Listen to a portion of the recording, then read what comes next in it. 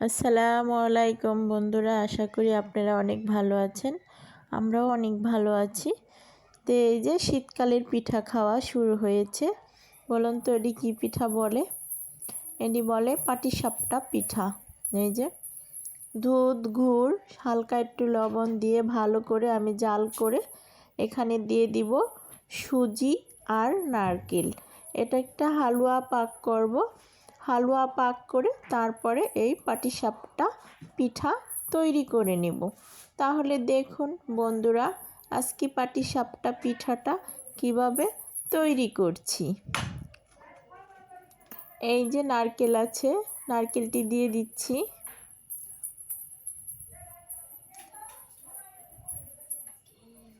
আর সুজিটা কিন্তু আমি আগেই দিয়ে ফেলেছি, দেখাতে পারিনি। তাহলে এখন দেখতে পারবেন। এটা আমি আস্তে আস্তে নর্মাল আঁচে রান্না করে নিব। আর হালুয়াটা কেমন হয় অবশ্যই দেখাবো।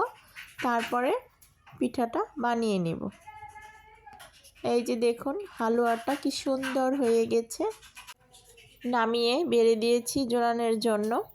আর এখানে এই যে গুঁড়িটাও গুলে নিয়েছি হালকা এক মুঠ আটা দিয়ে, আর চাউলের গুঁড়ি আর লবণ দিয়ে শুধু পানি দিয়ে মাখিয়ে নিয়েছি। এই যে দিয়ে দিলাম, এখানে দিয়ে দিব হালুয়াটা। তারপর এই যে এক এক করে দেখুন অনেকগুলো পিঠা আমি এভাবে তৈরি করে নিয়েছি। পাটিসাপটা পিঠাটা খুবই কিন্তু সুন্দর হয়েছে আর খেতেও অনেক ভালো লাগে, সুস্বাদু। তো বন্ধুরা যে বানাচ্ছি আর খাচ্ছি। তো আজকের মতো এই পর্যন্তই। সবাই অনেক অনেক ভালো থাকুন, সুস্থ থাকুন।